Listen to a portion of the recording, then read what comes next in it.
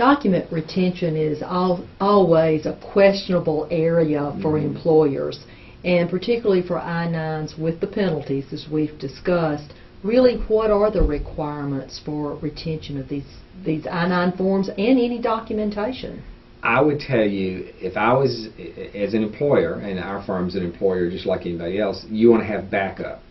You want to probably have the paper I-9 forms in the one folder we were talking about in a locked cabinet.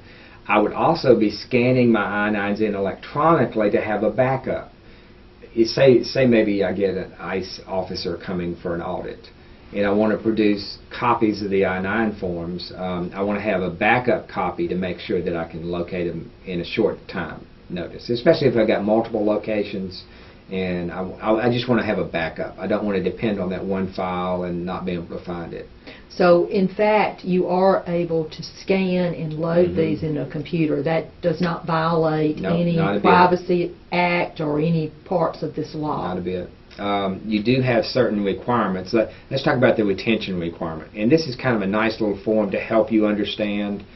You have to retain an I-9 form for 3 years from the date it was filled out, completed, or from 1 year after the employee leaves you, whichever is longer.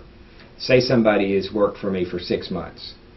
I've got to retain that I-9 form for 2 years and 6 months after they leave my employment. Say if they worked for me for 4 years, I've got to retain that I-9 for 1 year after they left my employment. Does that? It makes sense, okay. But it's just more paperwork to keep up with. That's why this form would be very valuable.